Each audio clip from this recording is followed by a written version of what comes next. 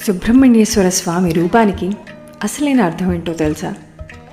ఆయన చేతిలో ఉన్న శూలాన్ని కార్తికేయుడికి వాళ్ళ అమ్మ పార్వతీదేవి ఇచ్చిందట. ఈ జగతికి సంబంధించిన మొత్తం జ్ఞానాన్ని రాక్షస సంహారం కోసం ఆ శూలంలో పెట్టి మరీ ఇచ్చిందట. అలాగే ఆయన ఇరువైపులా వల్లి దేవసేనలు కూడా కనిపిస్తారు.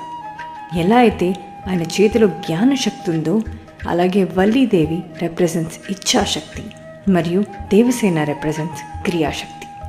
ఇచ్ఛాశక్తి అంటే ద డిజైర్ టు క్రియేట్, జ్ఞానశక్తి అంటే ద నాలెడ్జ్ టు సస్టైన్, క్రియాశక్తి అంటే the action to keep it moving. ఈ మూడు శక్తులు ఒక త్రికోణంగా పరమాత్మ చుట్టూ నిలుస్తాయి. అందుకే మన సుబ్రహ్మణ్యేశ్వర స్వామిని ఆయన చేతిలో ఉన్న శూలాయుధం మరియు వల్లి దేవసేనల సమేతంగా కొలిచిన ప్రతిసారి ఈ మూడు శక్తుల్ని నడిపిస్తున్న పరమాత్మని కొలుస్తున్నట్టే. ఎంత అద్భుతంగా ఉందో కదా.